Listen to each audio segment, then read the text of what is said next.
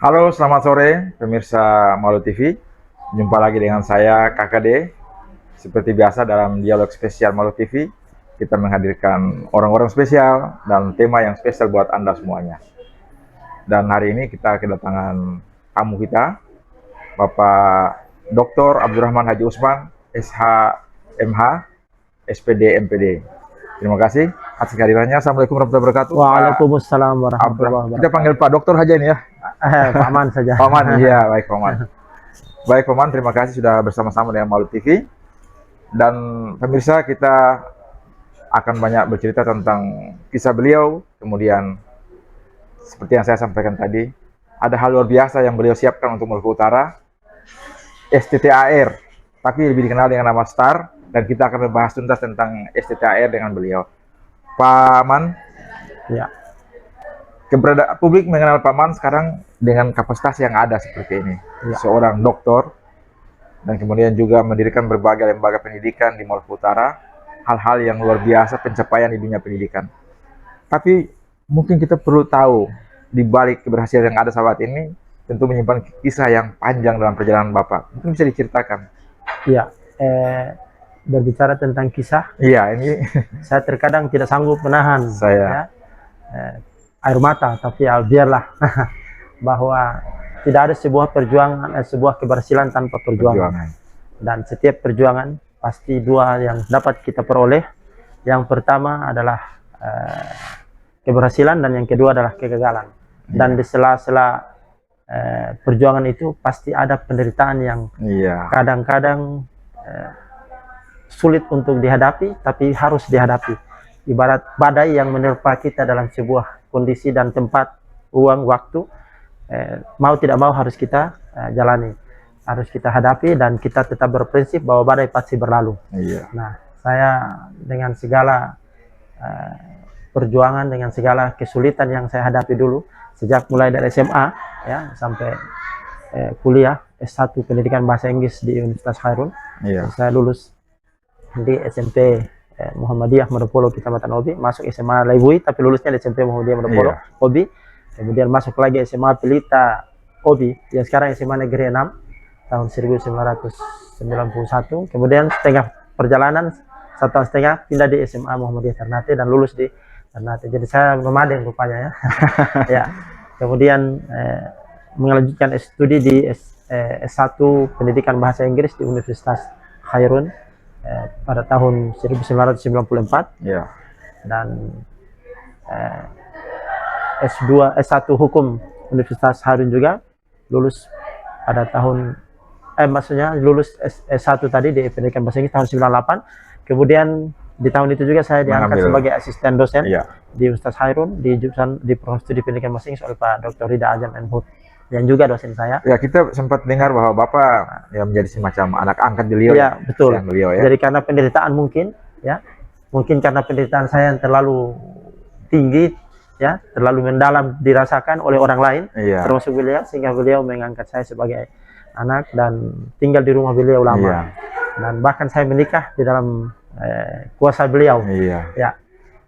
Penderitaan saya memang betul-betul saya rasakan sejak SMA kelas 1, sudah mencari penghidupan sendiri karena orang tua saya sudah sakit.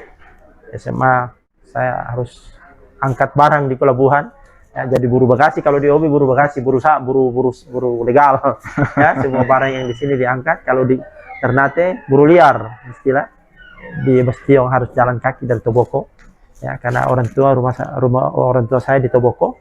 Kemudian pulau balik di Bastion, kadang di pelabuhan Ayani ya, Kota Baru, untuk mencari penghidupan. Tapi yang paling utama bukan soal makan saja, tapi yang paling utama adalah biaya pendidikan. Karena bagi saya belajar itu adalah sebuah kewajiban karena agama mengharuskan kita begitu. Yang saya ingat dulu, saya SMP kelas 1, guru agama saya bilang bahwa belajar itu wajib ya.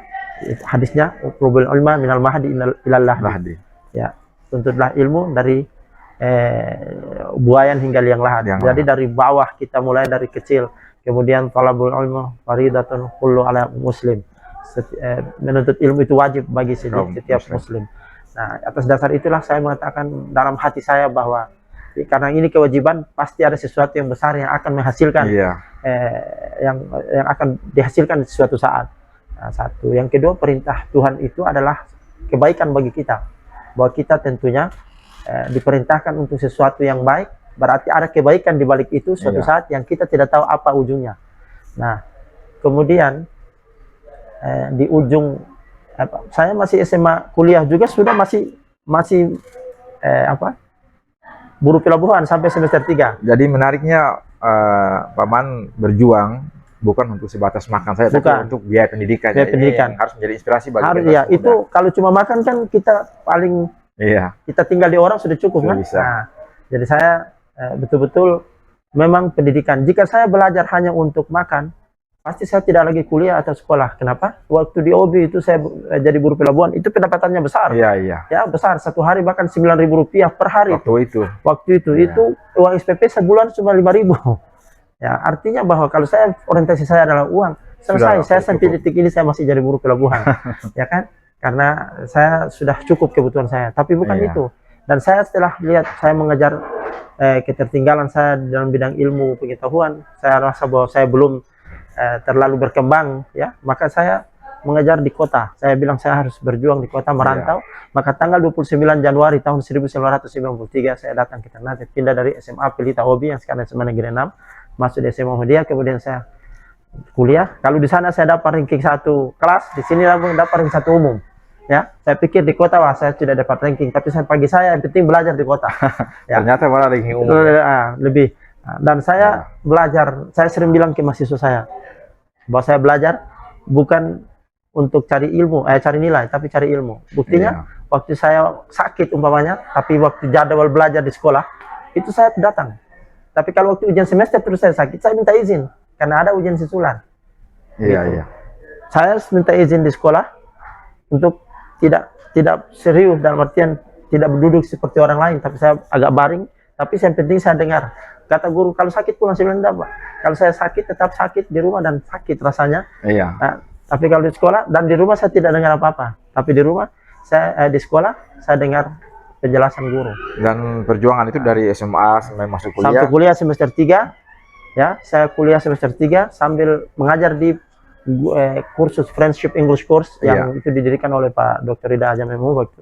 Kemudian Pak Taib Latif, beliau juga salah satu dosen saya yang juga mengangkat saya sebagai anak, cuma tidak sempat tinggal. Jadi istilah anak angkat yang tidak tinggal di rumah. Tapi kalau Pak Rida, tinggal di rumah. Nah, kemudian Pak Suratin, mereka bertiga ini termasuk Pak Amar Asehe, mereka punya kursus bahasa Inggris. Saya mengajar di situ, tapi saya sudah kuliah. Dan kemudian semester 3 saya dipanggil mengajar di SMP PGRI Moti.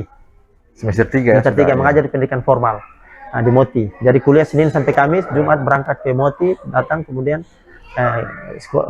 hari Minggu, Senin kuliah lagi begitu. Dan tidak ada waktu bagi saya untuk santai pagi sampai malam.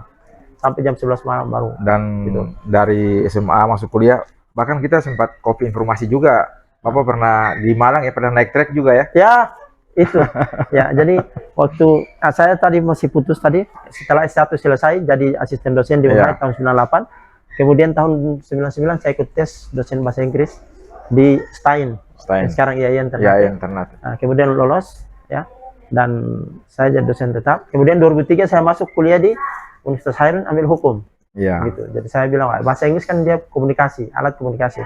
Ilmu kita, ilmu selain bahasa Inggris sebagai alat, dia juga sebagai ilmu. Tapi ilmu saya tidak terlalu banyak berguna di masyarakat. Maka saya harus ambil kuliah lain lagi. Saya ingin kuliah komputer, kebetulan saya mendirikan Global Science Institute atau GSI tahun 2001. Jadi saya pengangkatan di IAIN di Stein tahun 2000, tanggal 1 Maret tahun 2000. Kemudian 2001, tanggal 8 Januari saya menikah dengan seorang perempuan yang luar biasa, ya, sangat luar biasa, titipan Tuhan ke saya yang tidak pernah saya dapatkan meskipun sampai dunia ini kiamat, ya. Nah, ini bukan karena beliau ada terus saya bilang. Tapi memang saya bersyukur karena ada Tuhan mengirim saya, Allah mengirimkan saya seorang yang jauh luar biasa.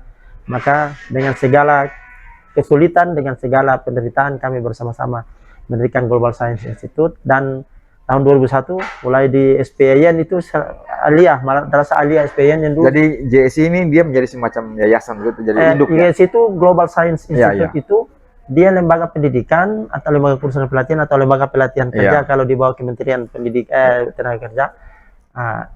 Ada berdiri di bawah satu yayasan. Jadi yayasannya namanya Yayasan Global Nusantara. Oh, yayasannya Global Nusantara. Jadi dia masuk di situ sebagaimana sekolah-sekolah lain. Nah, di bawah yayasan ini ada beberapa lembaga pendidikan. Saya ketua yayasan, saya yang memimpin itu sebagai direktur. Tidak ada sekolah termasuk di dalamnya. Sekolah yang pertama didirikan adalah SMA Pelita, SMA Global Pratama Livova, Gani Barat, Oba Selatan, Kecamatan Oba Selatan. Tapi saat itu tahun 2007 kami serahkan ke pemerintah Kota Tidore Kepulauan yang sekarang saya kurang tahu jadi SMA negeri, ya SMA negeri Diberikan ya? Itu diserahkan secara gratis, gitu, tanpa sepeser pun kami diberikan imbalan dan saya tidak minta. Mereka bilang kami tidak punya dan saya bilang gratis. Mereka semacam tidak percaya. Gitu. Jadi tahun 2003 saya kuliah di hukum. Kan saya mau rencananya kuliah di komputer karena saya ingin melanjutkan bisa mengajar di situ. Saya bilang saya harus kuliah S1 komputer. Saya konsultasi ke Pak Rida, beliau bilang jangan, you harus ambil hukum. Kenapa hukum? Suatu saat di era globalisasi banyak orang yang butuh ilmu hukum. Orang barat datang saat itu, orang di mana-mana orang barat dari dunia barat timur datang ke Indonesia umpamanya berdagang, ada sengketa. Kalau sengketa itu di pengadilan, bersengketa di pengadilan, menyelesaikan sengketa di pengadilan terlalu lama. Sementara mereka orang bisnis itu time is money. Maka untuk mempercepat itu mereka pasti butuh pengadilan niaga, arbitrase, penyelesaian sengketa di luar pengadilan. Itu butuh orang hukum. Sementara orang hukum banyak yang tidak tahu bahasa Inggris saat itu. Dan orang bahasa Inggris tidak tahu hukum. You harus padukan. Dan saya padukan kuliah. Maka dari itu saya kuliah, selesai 2006 teori, tapi belum selesai lainnya. Saya kuliah S2 di Universitas Negeri Malang. Ya, tahun 2006 ambil S2 pendidikan bahasa Inggris karena saya dosen bahasa Inggris. Karena saya diangkat dosen negeri di S1 waktu itu. 2006 berarti sudah menikah, Bang? Sudah menikah aja 2001 sama-sama di sana. Sama di sana. Jadi 2007 saya boyong istri dan anak saya ke Malang. Untuk tinggal di sana, dan beliau juga saya suruh sekolah S2. Selesai di sana, saya selesai 2011, dia selesai masuk 2006, selesai 2011, dia malah masuk 2007, selesai 2009. 2 tahun ya? 2 tahun. Saya masih asik berdagang di Malang, Surabaya dan beberapa kota di Jawa. Dia kemudian datang tes di Universitas Hairun, jadi dosen di Universitas Hairun, istri saya. Saya kemudian selesai 2007 untuk teori, 2008, 2009 saya selesaikan hukum di sini, satu skripsi. 2011 saya selesai S2, kemudian 2015 saya menyelesaikan S3. Saya masuk kuliah di Universitas Negeri Makassar, S3 Pendidikan Bahasa Inggris 2015. 2018 kemudian saya penelitian di sini dengan disertasi Developing English Instructional Materials for Students of Islamic Studies. Ya, mengembangkan materi pembelajaran bahasa Inggris untuk mahasiswa berlatar belakang pendidikan berlatar belakang Islam. Nah, berarti saya harus menulis buku bahasa Inggris tapi tentang Islam. Maka dari itu di sana saya penelitian di Yayan Ternate. Ya, saya kuliah S2 hukum Islam, hukum keluarga Islam atau Ahlul Syahsiyah. Kemudian selesaikan S3, balik lagi S2. Jadi S2 hukum itu hukum keluarga Islam. Tahun 2020 saya selesai S3, tahun 2022 selesai S2 hukum.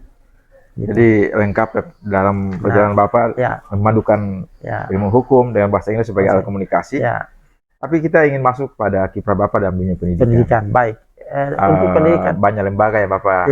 Tahun 2021 itu GSI, dari awal GSI itulah saya, itu kan pendidikan non formal ya. Kemudian kami berpikir kayaknya perlu ada pendidikan formal. Maka di tahun 2003 itu 2003 sebenarnya saya diminta oleh orang warga saya di Laluin, Kecamatan Kaiwa, karena ibu saya orang Cina tapi tinggal di Kaiwa di Pusi-Pusi. Tetangganya Laluin itu adalah desa yang ingin mendirikan aliyah, maka mendirikan SMA tahun 2003. Maka saya diminta bersama-sama mereka untuk mendirikan SMA, namanya SMA Bahari Nusantara, yang sekarang SMA Negeri 10 Halsel. Dinegerikan juga. Dinegerikan. Saya sama-sama teman-teman, saya sekretaris yayasan. Kemudian bukan yayasan saya, bukan yayasan baru. Nah, tahun yang sama saya mendirikan SMA Livova. Di Livova di Kecamatan Oba Selatan. Itu SMA Global pertama dan dinegerikan ya. pada tahun 2007. Nah, tahun 2015 kami beserta istri saya, jadi istri saya ini atasan saya ya, itu yayasan. Iya, yayasan. Jadi kalau ada, kalau saya tidak salah itu istri aku adalah atasanku, itu bukan di dunia maya tapi di dunia nyata. Iya. Ya. Nah, itu kami mendirikan SMK Global Pratama Dowora Gani Barat Selatan, itu di Bajo. Iya. Itu tempat ayah saya lahir dan meninggal di sana.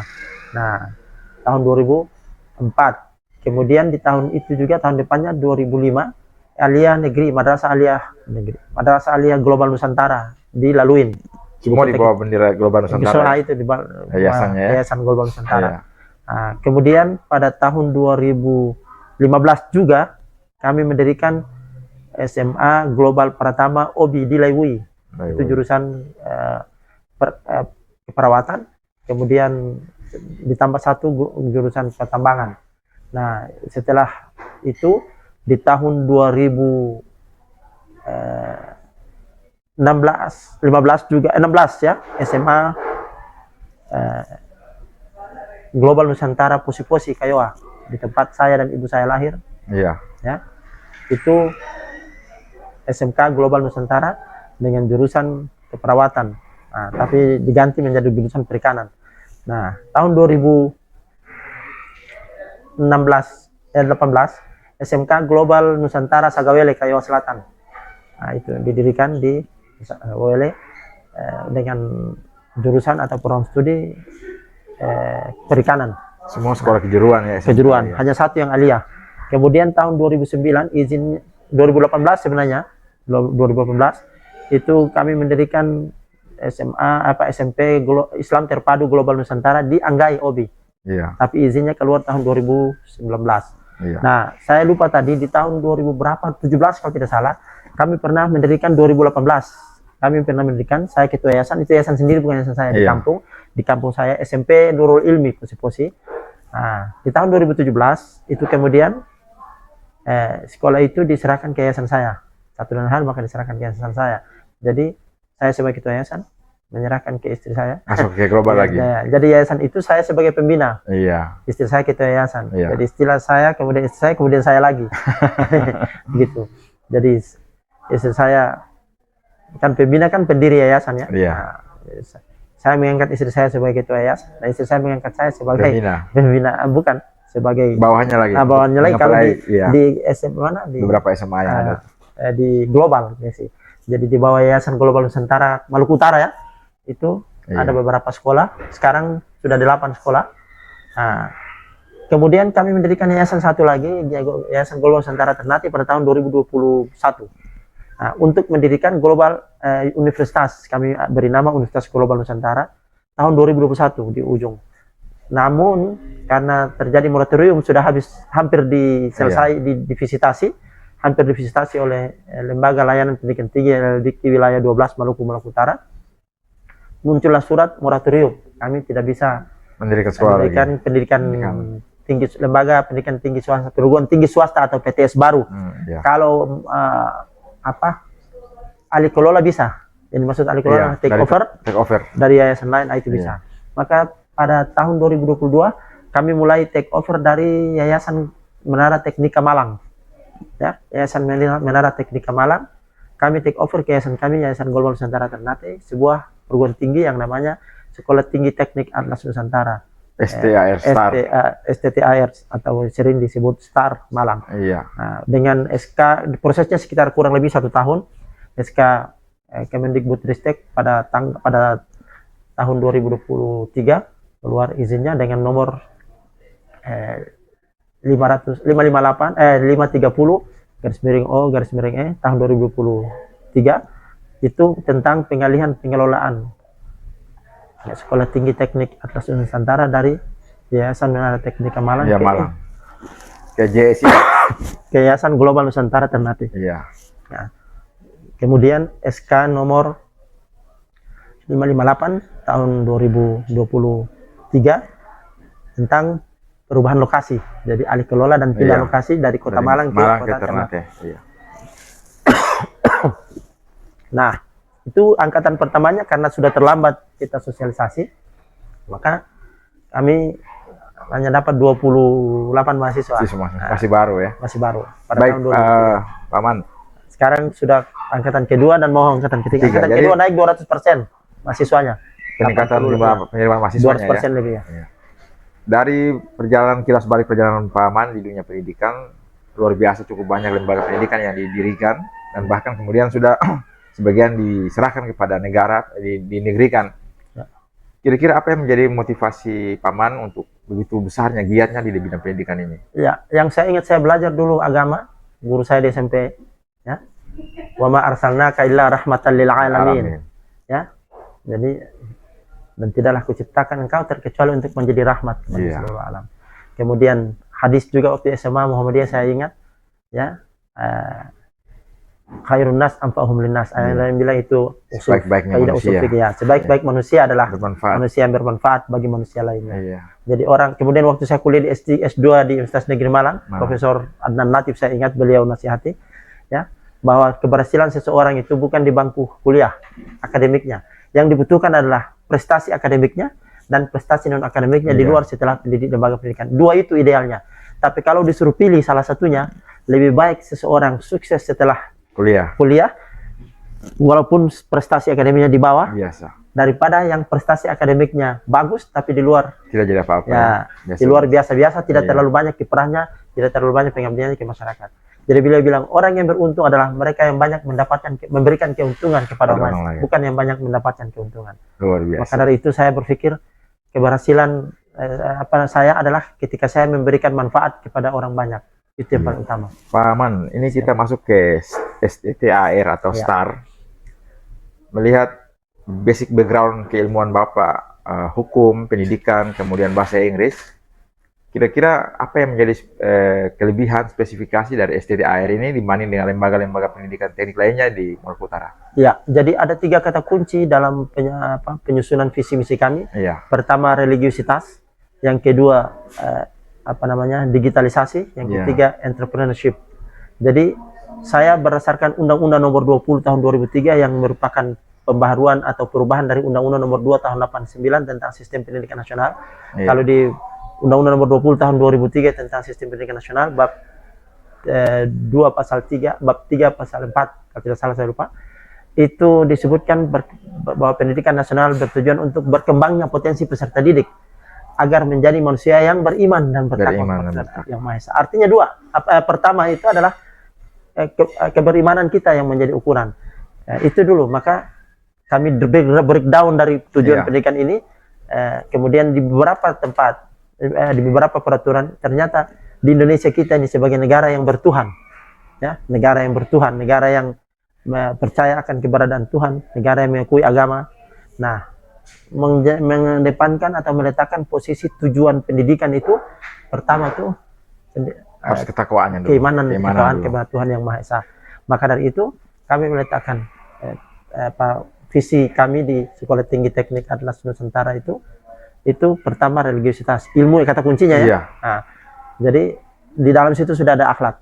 Banyak orang yang memiliki keterampilan, kompetensi dan tapi dari segi akhlak banyak mereka yang merusak hasil karya mereka sendiri malah karena lemahnya iman dan akhlak. Nah, yang kedua digitalisasi. Jadi di era sekarang mau tidak mau kita tidak bisa mengelak, harus bergelut di bidang itu. Teknologi komunikasi dan informasi semakin berkembang dan semakin berubah dari dari waktu ke waktu tanpa mengenal siapa kita, harus kita masuk di situ. Artinya bahwa komputer, HP, laptop itu bukan lagi barang mewah seperti dulu. Jadi kebutuhan. Jadi kebutuhan. Maka dari itu untuk memenuhi kebutuhan itu maka kita harus masuk di bidang itu. Nah, saya tidak mau jadi penonton, tapi harus jadi pemain. Saya tidak mau jadi orang yang mengikuti, tapi harus yang diikuti. Saya tidak mau menjadi orang yang menjadi budak di rumah sendiri, tapi harus menjadi pemain, menjadi orang yang dapat memainkan peran. Sehingga saya berkesimpulan bahwa harus saya membuat orang menjadi pintar, dan disitulah keberhasilan saya. Tidak boleh kita pintar sendiri, harus kita membuat orang pintar, baru kemudian itu kita disebut orang pintar. Pintar dan berhasil. Itu orang berhasil. Mereka yang berhasil adalah memberikan orang keberhasilan kepada orang lain. Dan saya selalu bilang di setiap saat lulusan GSI itu, setiap tahun, saya bilang, setelah dari sini, kan ada mata pelajaran kewirausahaan. Ya. Setelah dari GSI, setelah tamat dari GSI, ya. Anda lulus, kami sangat senang jika Anda langsung mendapatkan pekerjaan. Tapi kami lebih senang jika Anda membuka lapangan pekerjaan untuk orang lain. Nah, saya masuk ke tadi yang ada poin yang ketiga, entrepreneurship. Artinya mencetak generasi muda yang mempunyai jiwa entrepreneurship. Entrepreneur. Tapi setidaknya bagaimana STAR atau STAR ini memberikan sebuah harapan kepada calon peserta didik mahasiswanya bahwa kalau di STAR nanti mereka lulusnya jadi apa gitu lah. Misalnya mungkin ada hubungan dengan lembaga-lembaga lainnya, perusahaan dan sebagainya, sehingga memberikan kepastian kepada mahasiswa untuk kalau kita sekolah di sini masa depannya akan lebih terjamin dan sebagainya. Kira-kira ada seperti itu atau tidak, Pak? Ya baik, kami sedang menjajaki kerjasama dengan beberapa instansi, mulai dari PLN sementara dalam proses kita negosiasi, kemudian akan dalam waktu beberapa hari ke depan kita akan kerjasama dengan PT Sarana Niaga Megakerta di Bosjong, dan ada beberapa perusahaan. Saya sekitar 2-3 bulan lalu saya cerita dengan HRD-nya IWIP, PT IWIP, saya akan bertemu dan kami akan buat semacam pembicaraan untuk menjajaki kerjasama. Nah, dengan itu kan untuk anggota kami atau mahasiswa kami yang siap bekerja. Nah, sekarang bagaimana mereka bisa menjadi pencipta lapangan kerja?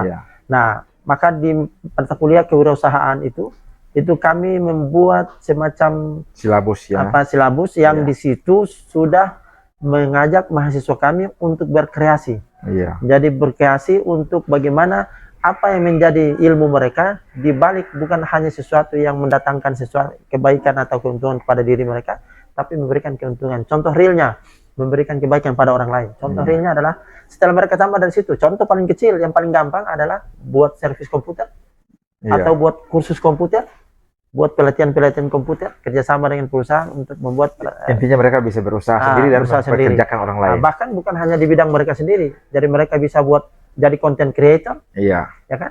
Ada mata kuliah itu di sana, dan siapa tahu mereka juga bisa membuat, kalau di jurusan program studi teknik elektro kan konsentrasinya mekatronika, dan otomasi industri. Ya, mekatronika itu yang akan membuat, umpamanya buka servis ini kipas angin, siapa tahu mereka bisa buat alat yang kecil-kecil, ya kan, yang harus lemah maupun harus kuat. Mereka bisa meningkatkan kreativitas mereka dan daya inovasi mereka untuk membantu menghasilkan sesuatu yang baru untuk menjadi pembantu mereka dalam. Jadi prinsipnya generasi muda Maluku Utara dipersiapkan untuk bisa tanggap menyesuaikan dengan perkembangan teknologi digital dan menjadi entrepreneur, karena di era digitalisasi ini entrepreneurship menjadi peran utama di masyarakat. Kalau dengan silabus yang ada di STTAR berarti praktis tidak mengarah ke harus menjadi pekerja apalagi pegawai, tapi itulah entrepreneur. Jadi kami mengusahakan mereka menjadi entrepreneur. Artinya mereka harus siap menjadi bos, bukan siap menjadi karyawan. Gitu. Pak Man, itu adalah kiprah di dalam teknis pendidikan yang Bapak geluti. Kira-kira dalam sepanjang perjalanan di bidang pendidikan, mendirikan lembaga-lembaga perjuangan yang begitu berat, bagaimana respon pemerintah dan masyarakat terhadap perjuangan Bapak yang Bapak rasakan? Sampai saat ini saya belum terlalu merasakan apa-apa. Mungkin karena saya tidak terlalu dikenal, karena saya tidak orangnya kurang terlalu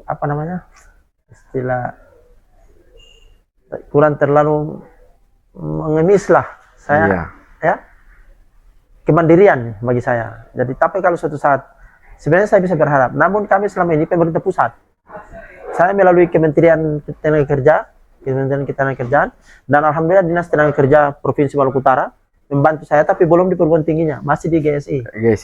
GSI saya itu luar biasa bantuan pemerintah provinsi, tapi melalui Kementerian Pendidikan, melalui Dinas Pendidikan, Dinas Tenaga Kerja dan Transmigrasi Provinsi Maluku Utara, dan Pak Wali Kota melalui kebijakan Dinas Tenaga Kerja Kota Ternate. Ada bantuan barang, pelatihan, tapi akhir-akhir ini karena kami sudah terlalu banyak siswa GSI, jadi sudah tidak bisa lagi menampung bantuan-bantuan. Artinya bantuannya bukan dalam bentuk uang, tapi kita membuat kursus gratis, memberi kursus gratis pada masyarakat yang dibiayai oleh pemerintah. Itu saja. Menurut saya bukan bantuan barang, bantuan berupa uang cash, bukan. Terakhir bantuan yang kami terima adalah bantuan berupa alat, peralatan, komputer, meja, Lab-labnya ya. untuk keperluan lab. Nah, itu bagi saya sudah ada. Siapa tahu saya berharap pemerintah baik Kota Ternate maupun Provinsi Maluku Utara, siapa tahu ada yang lebih besar ya kepada kami. Iya. Itu. Dan sekarang sementara digagas itu forum perguruan tinggi swasta itu sudah membuat apa namanya kesepakatan MOU dengan pemerintah Provinsi Maluku Utara. Kami beasiswa dari provinsi dibagi ke perguruan tinggi swasta. STTAR ini di tahun kedua nih apa ya? Ini tahun kedua sudah jalan, tapi ini mau ketiga ya. Masuk ketiga, jadi 2023, 2024 sudah jalan, dan ini 2025 tahun akademik 2025-26 yang kami buka sekarang. Baik, Pak Aman, dari rangkaian tadi, kemudian bagaimana sikap peran pemerintah terhadap usaha dari Pak Aman sendiri? Alhamdulillah sudah ada bantuannya, walaupun dalam bentuk teknis kegiatan. Bagaimana perspektif Pak Aman terhadap generasi muda Maluku Utara?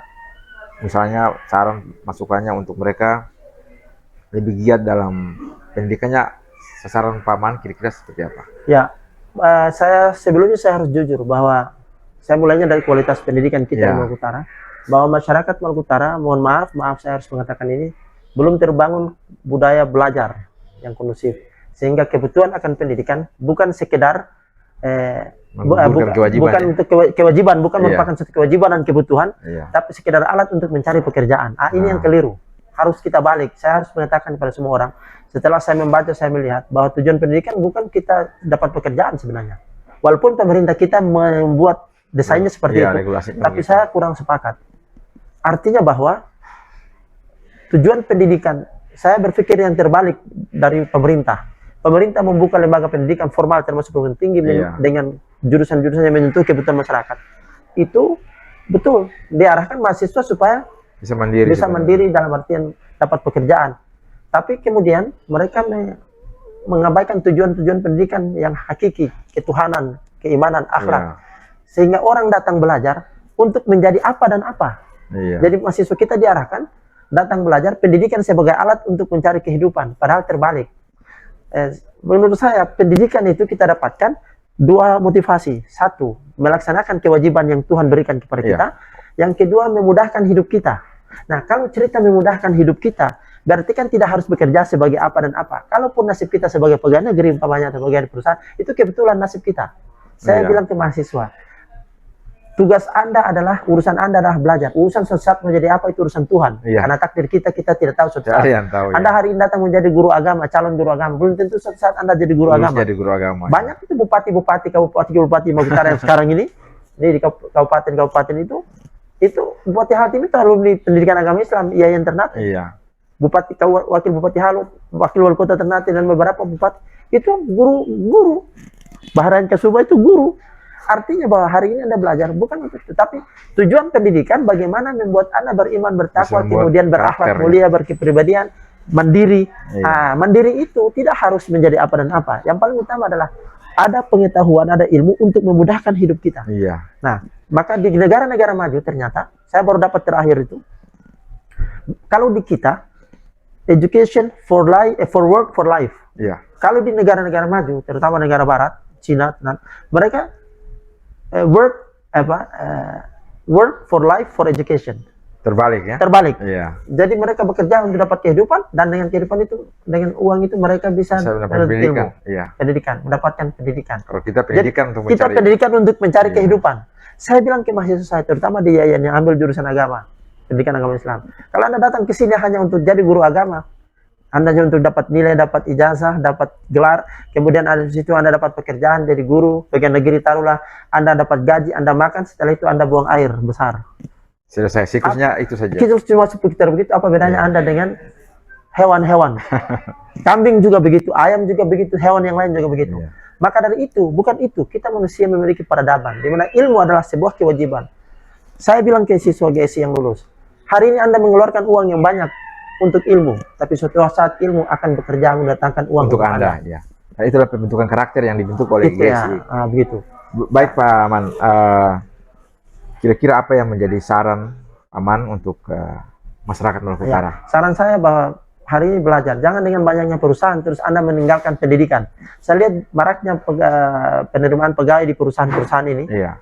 Itu semakin menurunkan kualitas pendidikan di Karena Maluku dia Utara. mengabaikan pendidikan. Mereka mengabaikan pendidikan. Yang penting lulus SMA, dapat Diterima. gaji berapa, itu sudah cukup. Suatu saat saya melihat gejala, dan kita di Maluku Utara nih, di kalangan perguruan tinggi semua kita berdiskusi semuanya.